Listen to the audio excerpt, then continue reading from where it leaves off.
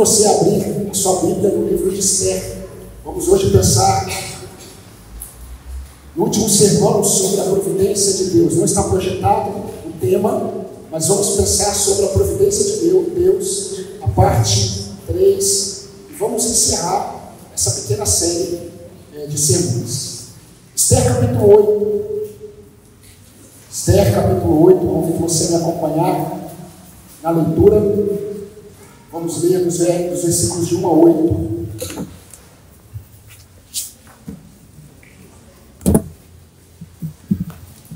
Abre o Salmo, volta, você vai se deparar com o Jó, e aí você vai encontrar Esther. Diz assim a palavra do Senhor. Naquele mesmo dia, o rei Assuero, ou rei Xerxes, deu a rainha Esther à casa de Amã, inimigo dos judeus. E Mordecai foi trazido à presença do rei, porque Esther revelou que ele era seu parente. Versículo 2. O rei pegou o seu anel cinete, que havia tomado de Amã, e o deu a Mordecai. E Esther pôs Mordecai por administrador da casa de Amã. Esther voltou a falar com ele. Ela se lançou aos pés dele e com lágrimas lhe implorou que revogasse a maldade de Amã, o agagita, e a trama que ele havia arquitetado contra os judeus. O rei estendeu o cetro de ouro para Esther. Então ela se levantou, pôs-se em pé diante do rei e disse: se for do agrado do rei, se eu achei favor diante dele, se isto parecer justo aos olhos do rei, e se nisto lhe agrada, que se escreva uma ordem, revogando os decretos concebidos por Amã, filho de Amedatã, o agagita, os quais ele escreveu para aniquilar os judeus que se encontram em todas as províncias do rei. Pois como poderei ver a desgraça que sobrevirá ao meu povo? E como poderei ver a destruição da minha parentela? Então o rei Assuero disse a rainha Esther e ao judeu Mordecai: eis que dei a Esther a casa de Amã, que foi pendurado numa forca, porque tinha planejado matar os judeus. E agora, em nome do rei, escrevam aos judeus o que bem lhes parecer, e selem o documento com o anel cinete do rei, porque os decretos feitos em nome do rei, e que foram selados com o anel cinete, não podem ser revogados. Amém.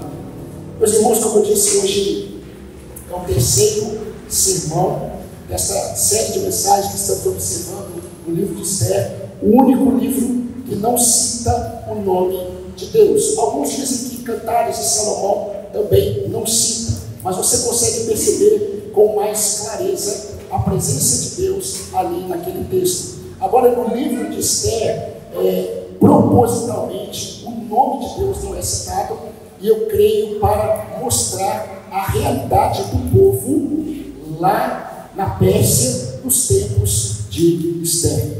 E como mencionei, meus irmãos, no domingo passado, nós não podemos pensar em providência de Deus pela definição da palavra providência em sua origem. Porque providência em sua origem, o significado da sua palavra, diz que é aquele que prevê de antemão e por isso ele provê.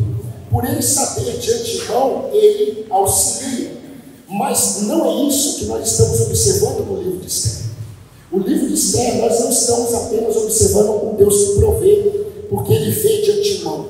A providência de Deus no livro de Esther tem a ver com o Deus que vê de antemão e ele provê, porque ele já determinou na história o que irá acontecer. Então aquilo que Deus ele está fazendo tem a ver com aquilo que ele já determinou para que acontecesse. Então, meus irmãos, no primeiro sermão eu afirmei que a providência de Deus acende o holofote na soberania do Senhor. E mais uma vez, apenas para reforçar, porque o nosso último sermão é o nosso último sermão sobre o tema, mas é muito importante entendermos que a providência de Deus mostra também que a soberania de Deus ela é intencional. A soberania de Deus ela tem um propósito, ela sempre busca um objetivo específico. Então a providência de Deus, como nós já afirmamos, não tem a ver com aquilo que os homens chamam de destino. O destino diz o que tem que ser, será. A providência de Deus diz o que Deus determinou acontecerá.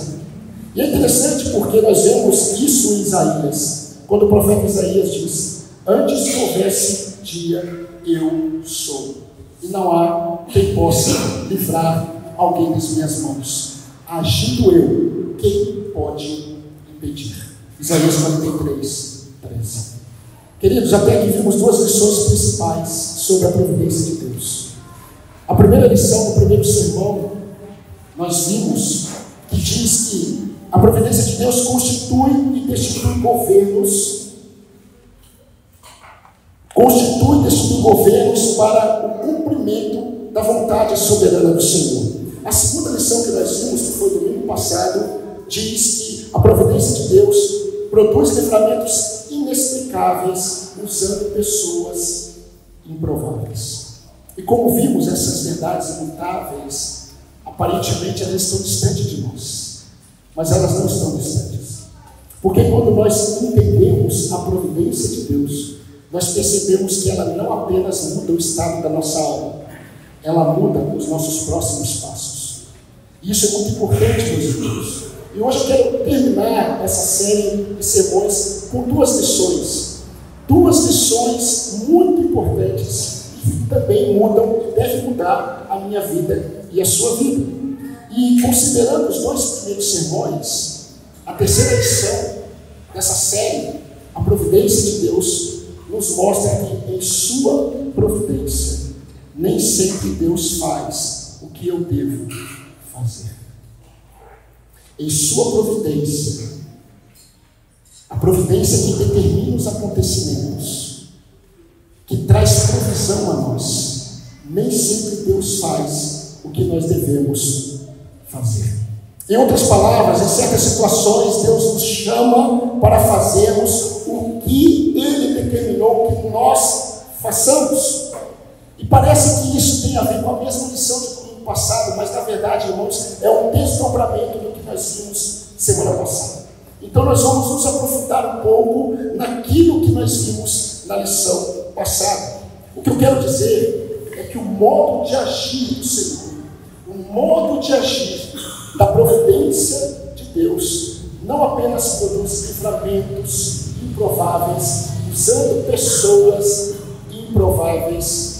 Em seu agir providencial, o Senhor nem sempre faz o que eu devo fazer. E eu gostaria, meus irmãos, de desenvolver esse pensamento com vocês, para que nós possamos ir para as aplicações.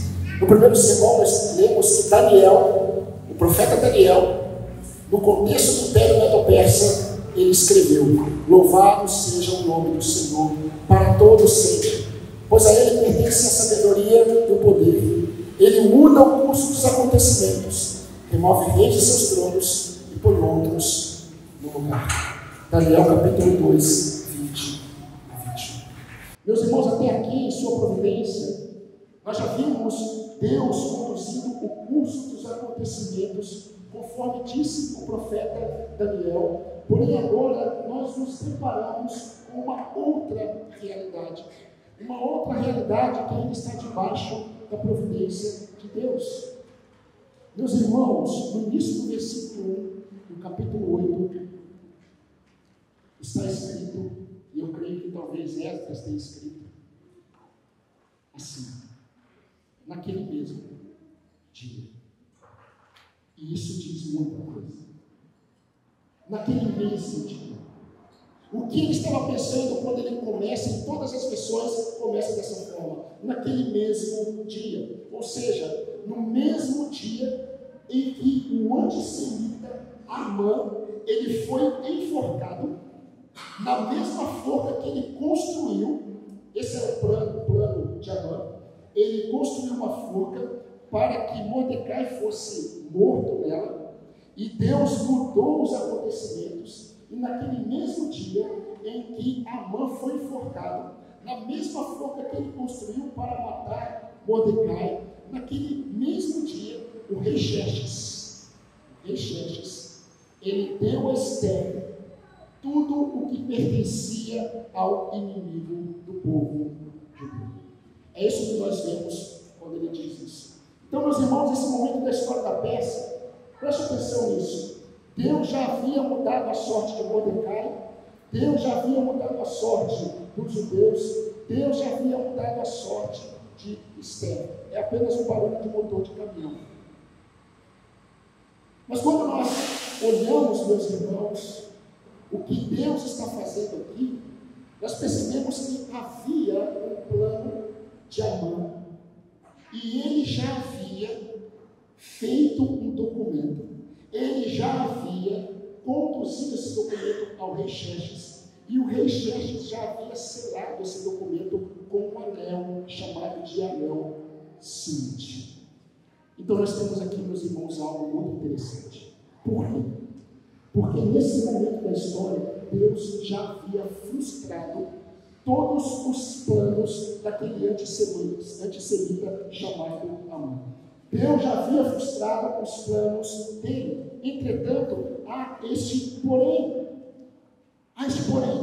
Há um documento que foi escrito. E esse documento que foi escrito, ele foi selado pelo rei. Ele foi selado com o anel do rei. E esse plano dizia que um ano depois, no dia 7 de março, todos os judeus das 127 províncias da Pérsia deveriam ser aniquilados. Esse documento já havia sido revogado, já havia sido selado. E é interessante porque quando nós olhamos, Deus não mudou isso. Deus está conduzindo todos os acontecimentos, mas Deus não mudou essa realidade. Porque em sua providência, Ele permitiu isso acontecer. Entenda uma coisa, havia uma lei na Pérsia, desde os tempos de Daniel, do Império Medo-Persa, que dizia que todo documento que o rei selasse com o seu anel não poderia ser revogado. Era irrevogável. Por isso que o rei, em resposta a Esther, no versículo 8b, ele diz assim: porque os decretos feitos em nome do rei e que foram selados com o seu anel silente não podem ser revogados. Vamos voltar um pouco na história. Daniel estava debaixo do Império Medo-Persa e ele tinha como líder da nação do Império o rei Dario, pai de Xerxes. E naquele tempo, os líderes, eles fizeram um complô contra Daniel e eles fizeram com que o rei Dario assinasse. E depois que o rei Dario percebeu que aquilo que ele assinou condenava Daniel, a quem ele tanto amava, aqueles líderes chegaram para o rei e disseram: ó rei, sanciona o interdito e assina o documento que o rei já havia prometido, para que não seja mudado segundo a lei dos medos e dos persas, que não pode ser revogado. Daniel 4, versículo 8. Meus irmãos, intencionalmente Deus não mudou isso. No versículo 11, nós vemos que Xerxes, ele não revogou o decreto de destruição. Quando Esther chegou diante do rei e falou assim: rei, eu tenho mais um pedido para o Senhor. Eu sei que o Senhor matou Amã, eu sei que o Senhor está dando agora tudo para mim. Mordecai, o meu tio, ele está protegido agora, mas eu peço mais uma coisa: há um decreto. Esse decreto diz que daqui a um ano, no dia 7 de março, todos os judeus serão exterminados. Como eu poderei conviver com isso? A minha família vai ser exterminada, o meu povo vai ser exterminado. O rei diz assim: olha, o que eu escrevi e eu marquei com o meu anel não pode ser revogado. Ou seja, daqui a um ano, no dia 7 de março, os inimigos dos judeus virão contra ele em todas as províncias. No dia 7 de março, daqui a um ano, todos os inimigos dos judeus virão contra os judeus em toda a província. Mas faça o seguinte: eu permito que vocês escrevam um decreto, envie a todos os judeus, toma aqui o meu anel, marque com o anel, e isso não poderá ser mudado. E o que dizia no decreto que Mordecai escreveu? Que todos os judeus de todas as províncias, daqui a um ano, no dia 7 de março, eles deveriam se defender, eles receberiam armas, eles receberiam tudo aquilo que eles precisavam para se defender dos seus inimigos, mas os inimigos viriam. Deus não mudou isso. Então, meus irmãos, nós podemos fundamentar essa verdade nas Escrituras, que diz que a providência de Deus é o que nós acabamos de ouvir, e E a lição de hoje: em sua providência, nem sempre Deus faz o que eu devo fazer. E quando Deus ele coloca algo na minha mão, é porque Ele já determinou o que eu preciso fazer. Eu quero sustentar isso nas Escrituras. Nós temos alguns exemplos disso. Na criação. Na criação, nós vamos perceber, e eu quero fundamentar essa verdade, que há muitas coisas na providência de Deus que dependem exclusivamente da vontade soberana de Deus. Deus não chama o homem para participar. Deus o chama o homem. Quando nós olhamos, por exemplo, na criação, você não vai perceber Deus chamando o homem para participar da criação. Deus determinou e agiu. Deus fez. Em nenhum momento a criação foi chamada para participar do que Deus determinou e criou. Quando nós olhamos para a salvação, aí para você que crê nas doutrinas da graça como eu, que crê que o homem não tem participação alguma em sua salvação, o novo nascimento, ele não é obra em que o homem ele é chamado para participar. Deus faz todas as coisas. Deus não chama o homem para fazer a sua parte na salvação. A salvação do homem tem a ver com aquilo que ele quis fazer e aquilo que ele faz. Eu quero dar um exemplo das Escrituras para você. Que o agir e a vontade, ou a vontade e o agir na salvação, vem exclusivamente de Deus. No Evangelho de João, capítulo 1, versículo 12 e 13, João escreveu: a todos quantos o receberam, a Cristo, deu-lhes o poder de serem feitos filhos de Deus, a saber, aos que creem em seu nome. Preste atenção. Os quais não nasceram do sangue, não nasceram da vontade da carne, não nasceram da vontade do homem, mas da vontade de Deus. Na salvação do homem, o homem não é chamado para participar. Tudo vem de Deus. Quanto à salvação, também Paulo escreveu aos Filipenses: pois ele é quem opera em nós tanto querer quanto efetuar segundo a sua boa vontade. Filipenses 2, versículo 13. Entretanto, meus irmãos, quando olhamos para a providência de Deus, percebemos que também ele não exclui por completo a atuação e o dever do homem. Quando ele chama esse homem a agir, e isso tem a ver com aquilo que ele determinou, tem a ver com a vontade soberana dele. Inclusive, por vezes, Deus conduz os acontecimentos da história para o cumprimento dos seus propósitos eternos, colocando responsabilidades nas mãos de seus servos. E eu preciso também fundamentar essa verdade com alguns exemplos. Deus se aparece para Moisés. E Deus diz a Moisés: Moisés, eu vi a aflição do meu povo e eu desci para livrá-lo. Eu vi a aflição do meu povo e eu desci para livrá-lo. Aí depois Deus diz: Moisés, vá e livre o meu povo do Egito. Com Josué, Deus já havia conduzido, porque ele determinou isso, o povo por todo aquele deserto, por meio de Moisés. Deus deu a lei ao povo, Deus protegeu o povo, Deus alimentou o povo, e eles chegaram até Canaã. Deus havia determinado e prometido que eles receberiam a terra que havia sido prometida a Abraão, Isaque e Jacó. Mas quando chegou na terra, Josué precisou conduzir o povo para vencer os povos. Josué, ele precisou ensinar o povo para que ninguém desobedecesse a Deus. E Josué também precisou dividir a terra. Eles lutaram.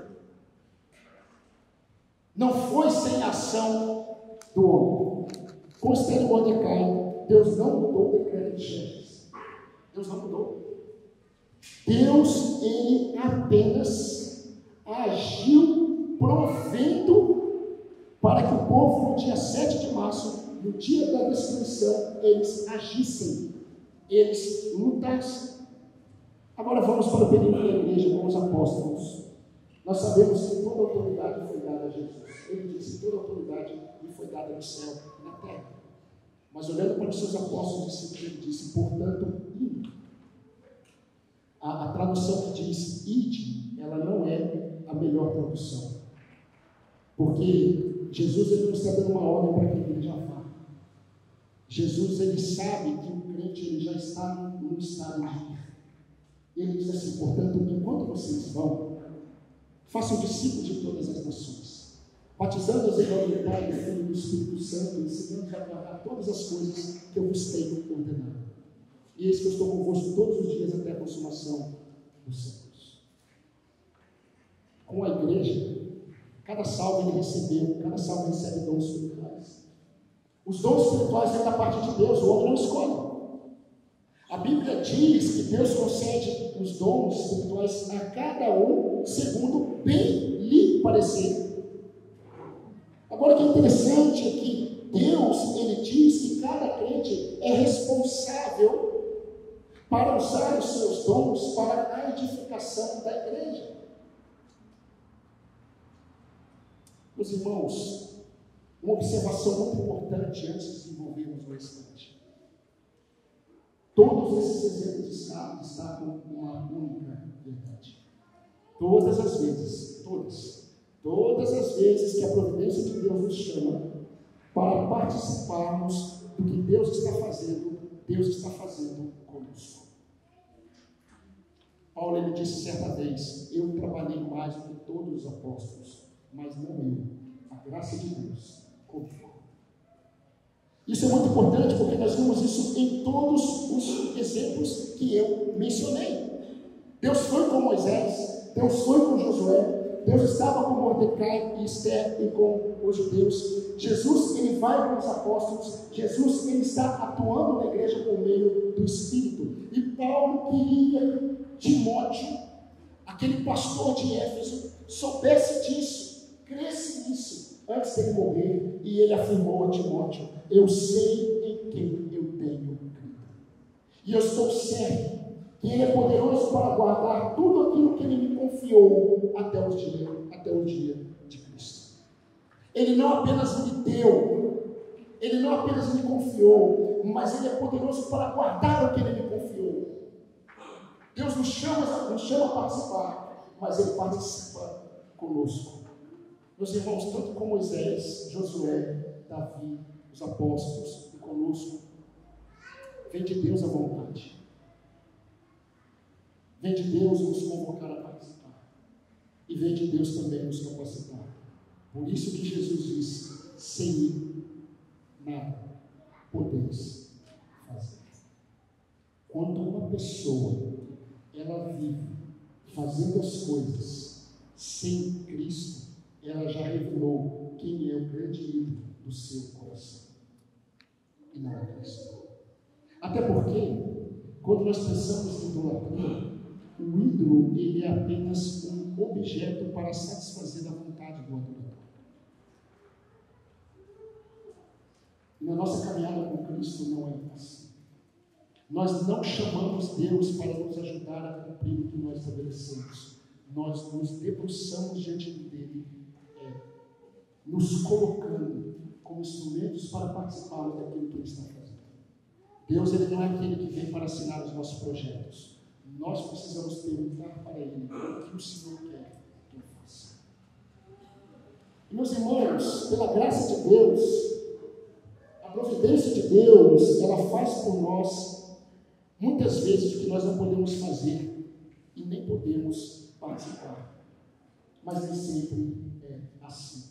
E essa é a nossa lição de hoje.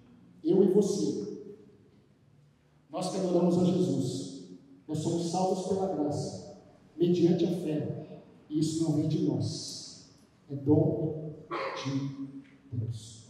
Nós ouvir ao culto, renunciar nossas vontades pessoais para servir os irmãos em amor e devoção, vem de nós. Considerar o meu irmão cabe a mim. O Senhor não vai fazer isso por mim. Levantar os olhos para contemplar o meu irmão como superior a mim mesmo, Deus não vai fazer isso por mim. Isso tem a ver comigo. A unidade da igreja é de Deus, não vem de mim. Mas preservar a unidade cabe a mim e cabe a você. Deus nos criou como homens, os homens aqui. Deus nos criou como homens para liderarmos nossas famílias. para provermos, para protegermos os nossos cônjuges, os nossos filhos. Isso vem de Deus. O homem que não tem essa visão, ele nem entendeu o propósito de ser homem.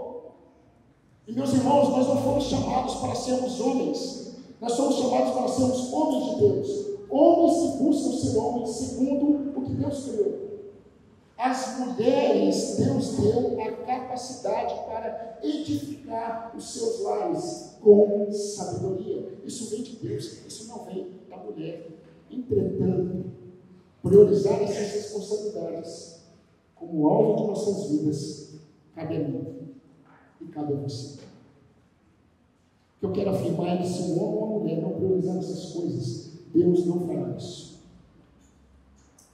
Quando nós entendemos isso, meus irmãos, nós vamos perceber que Deus chama os homens e as mulheres para priorizar enquanto Ele age em nosso favor. Mas cabe a nós fazer aquilo que Ele determinou que nós façamos.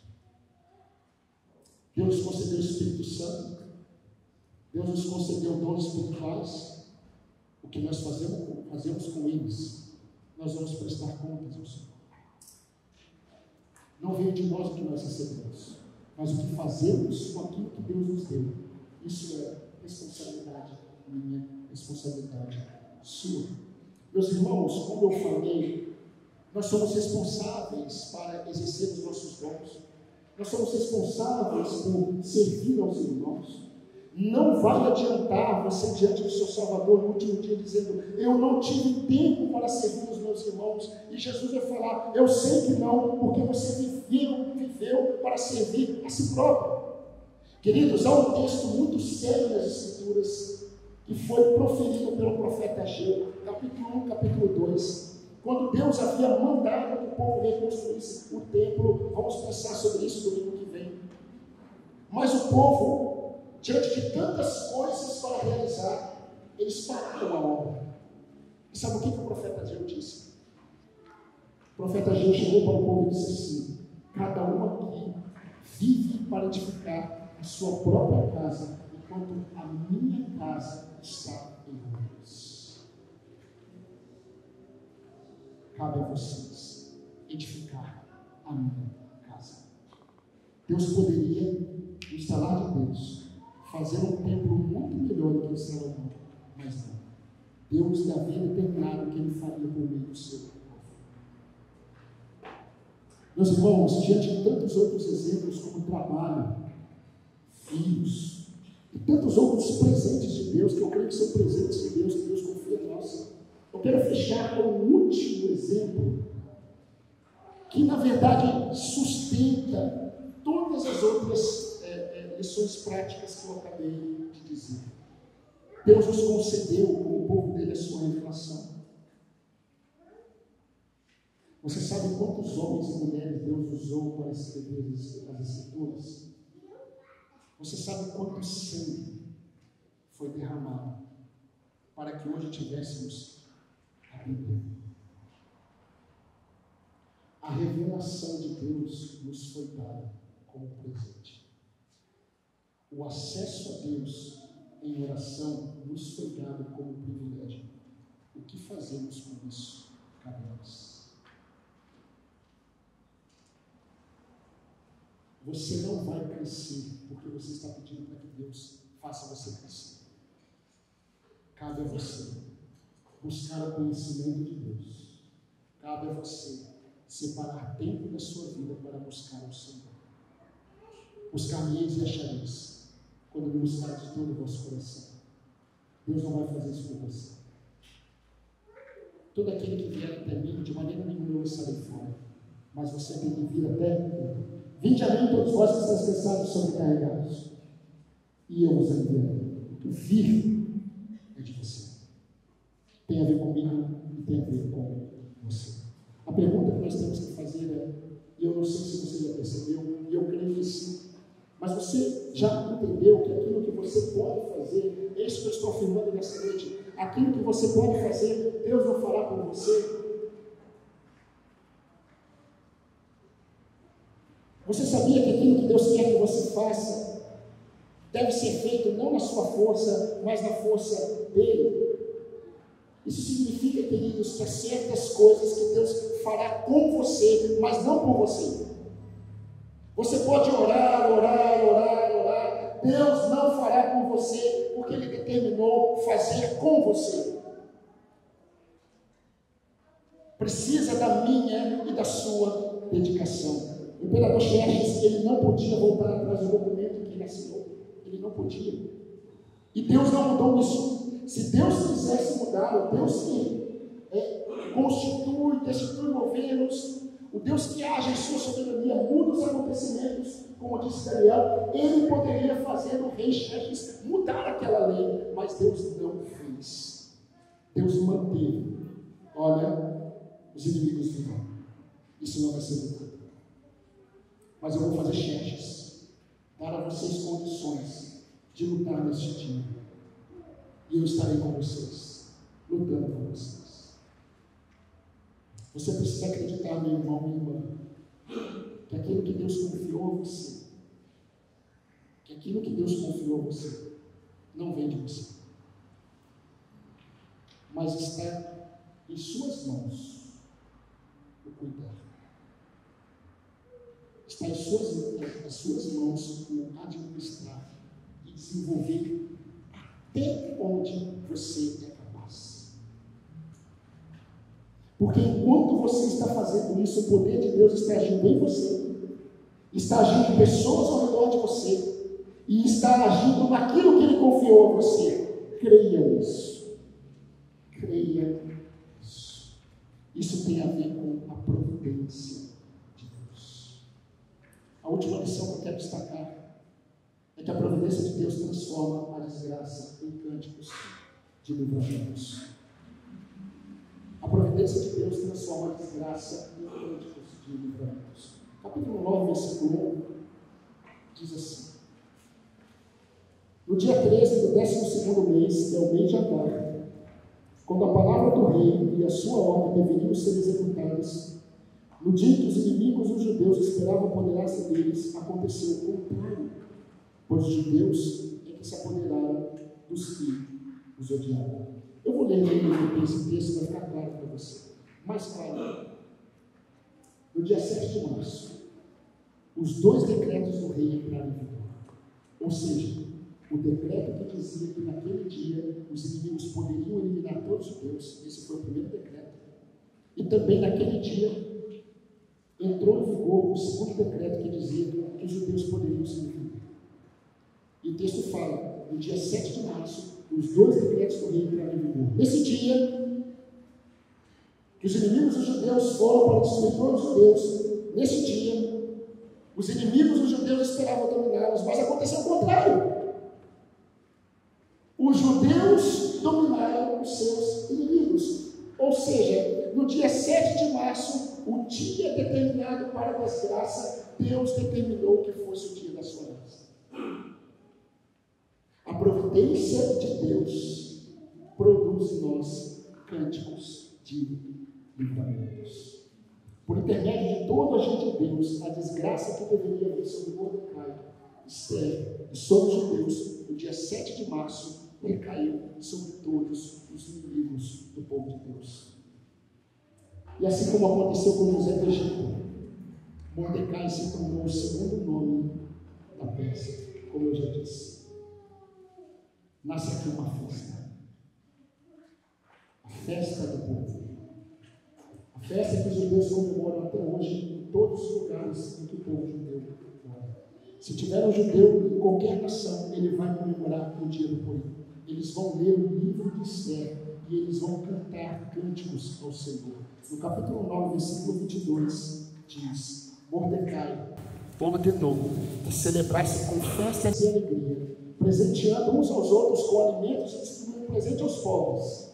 Assim recordariam a ocasião em que os judeus se livraram de seus inimigos, preste atenção, e em que a sua tristeza foi transformada em alegria e o seu lamento em dia de festa.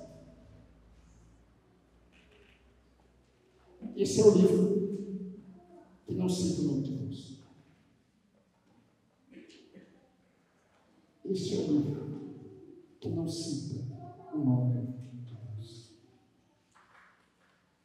Irmãos, quando nós temos um Deus como é o nosso Senhor, mesmo que os nossos lábios eles estejam em silêncio por algum motivo, como foi o contexto de Esther, ninguém sabia quem ela era, ninguém sabia quem era Mordecai, ela não havia contado para ninguém. Mas quando nós temos um Deus como nosso Deus, mesmo que os nossos lábios não consigam falar quem somos ou quem Deus é, Ele pode ser visto e lido em nossas vidas. Assim como foi com Esther, assim como foi com Mordecai. Ser de Deus e andar com Ele é o suficiente para que os outros o vejam em nossas vidas. Assim como aconteceu com Mordecai, Esther acontece na vida ou com a vida de todos aqueles que andam na presença de Deus. Por isso, meus irmãos, apesar de nós, apesar dos homens, apesar dos acontecimentos, a providência de Deus sempre deve trazer nos nossos corações e nossos lábios alegria. Você sabia que a alegria é uma marca daquele que anda no Espírito?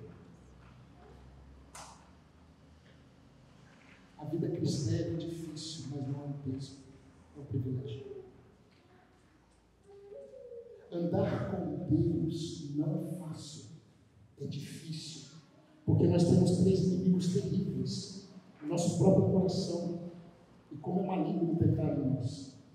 Nós temos os valores do mundo nos pressionando e querendo alimentar a nossa carne. E nós temos a presença de Satanás. Por trás de todo o ídolo, há a presença de Satanás. Mas, meus irmãos, apesar de tudo isso, por sabermos que Deus está conduzindo de forma soberana a nossa história e todas as coisas, sendo Ele o Senhor de toda a terra, nós temos que nos alegrar. Vou reafirmar o que eu preciso reafirmar todos os dias para o meu coração. As circunstâncias não podem determinar o estado da minha alma. Esses dias eu acordei e falei: Senhor, tenha misericórdia de mim, porque eu sou um homem de sentimentos dobles. Graças a Deus eu não sou inconstante em todos os meus caminhos, mas as minhas emoções, elas são dobles. Uma hora eu estou de um jeito, outra hora eu estou sentindo outra coisa, uma hora passa um pensamento na minha cabeça e eu sei que isso tem a ver com o mal que habita em mim. Tenha misericórdia de mim. Mas nós devemos nos alegrar, porque se isso está acontecendo comigo e com você, significa que você está vivo. Pior é se você não percebesse, não identificasse essa área. A verdade, irmãos, é que nós vivemos sendo sustentados pela providência de Deus, enquanto nós plantamos e lançamos as sementes. Eu gostaria que você pensasse um pouco. Quando Jesus olha para a sua igreja, Jesus não vê algo estético. Não há nanismo na fé cristã. Todo aquele que está em Cristo, ele está crescendo. Todo aquele que está em Cristo, ele está se desenvolvendo. Todo aquele que está em Cristo, ele é visto como alguém que está indo. E enquanto ele está indo, ele está semeando. Enquanto ele está indo, ele está plantando. Enquanto ele está indo, ele planta e ele lança sementes, porque ele tem um propósito. Ele tem o propósito de colher o que plantou. Por isso que Paulo ele vai dizer que a lei da semeadura ela é real e não muda. Aquilo que o homem plantar, ele vai colher. Aquele que planta iniquidade, ele vai colher juízo. Aquele que planta uma vida contrária à vontade de Deus, ele vai colher. É interessante, porque a maior mentira que o homem coloca no homem é que o homem vai viver eternamente. O homem não pensa que a qualquer momento ele estará na eternidade, ou com Deus ou sem Deus. E ele vai viver a sua vida. Ele está plantando. E ele vai colher. Nós que somos salvos por Jesus pela graça de Deus, não vem de nós. Nós também estamos plantando. Nós também vamos colher. Agora, quando nós plantamos nessa caminhada está fazendo, nós podemos ter a certeza de que nós podemos nos alegrar, porque nós colheremos frutos eternos. Foi nesse contexto que o Salmo 126 foi escrito. O Salmo 126 foi escrito no contexto de Sete, no contexto de Esdras, no contexto de Neemias, de Zacarias, de Ageu, e também de outros homens que fizeram parte desse processo, como o rei Zorobabel. O verso 1 ao 3, que nós lemos no início do culto com a irmã Kelly, diz: quando o Senhor restaurou a sorte de Sião, ficamos como quem sonha. Então a nossa boca se encheu de riso e a nossa língua de júbilo. Então entre as nações se dizia: grandes coisas o Senhor tem feito por eles. De fato, grandes coisas o Senhor fez por nós, por isso estamos alegres. Eu vou ler novamente o texto de Esther. Assim, no dia 7 de março, os 2 decretos do rei entraram em vigor. Mas nesse dia, os inimigos dos judeus esperavam dominá-los. Mas aconteceu o contrário. Os judeus dominaram seus inimigos. Deus não mudou, mas em sua providência ele usou. Ele usou e agiu. Assim é a nossa caminhada com Deus. Nem sempre Deus fará tudo, porque Deus determinou que nós façamos parte do que Ele está fazendo. A providência de Deus transforma a desgraça em cânticos de livramentos. Eu quero terminar o Salmo 126. Nós começamos o culto com ele. E eu quero terminar os versos finais que dizem: os que com lágrimas semeiam, eles estão semeando com dor, com lutas, com desafios, com obstáculos, mas eles permanecem na vontade de Deus. Os que com lágrimas semeiam, com júbilo ceifarão. Quem sai andando e chorando enquanto semeia, significa que enquanto ele está fazendo, não está sendo fácil.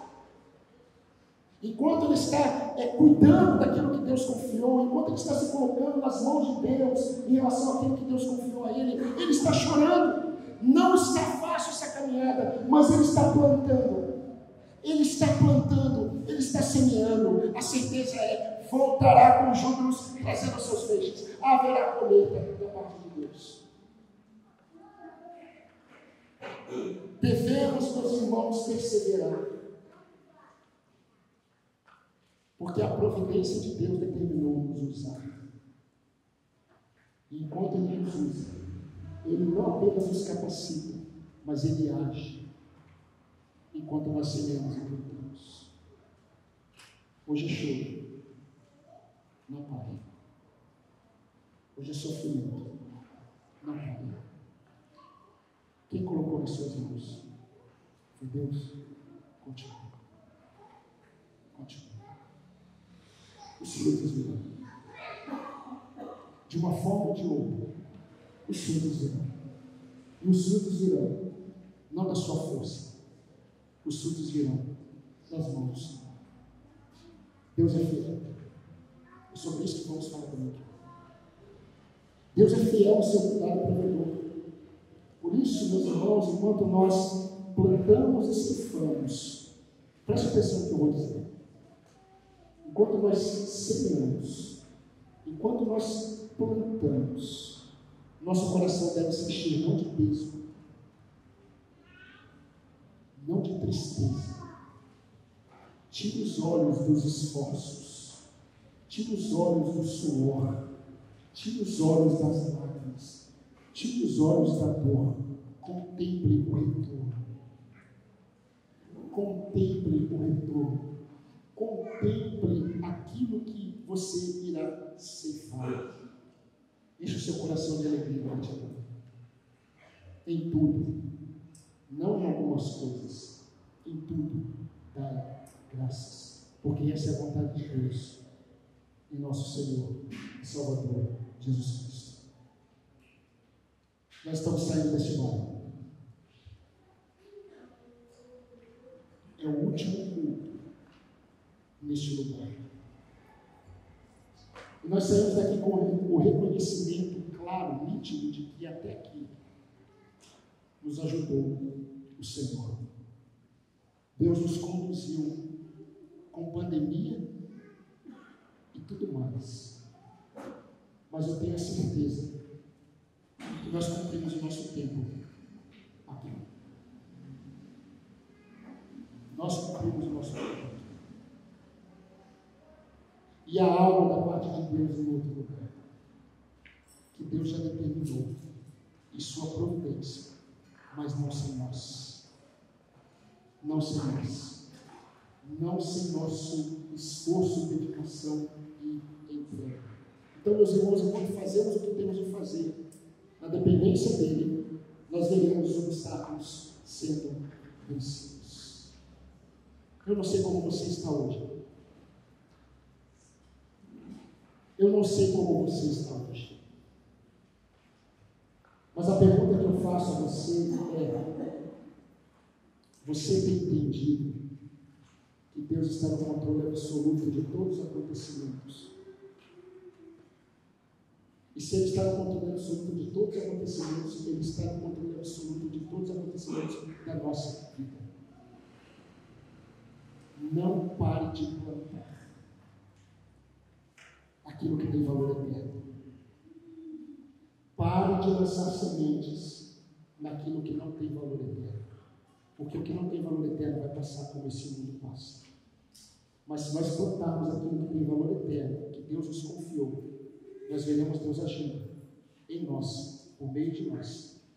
E nós vamos colher os frutos daquilo que estamos plantando. Pare um pouco. Olhe para as suas mãos e veja o que Deus te confiou. Verdade.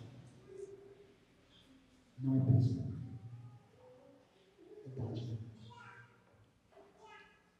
Mas é com lâmpada.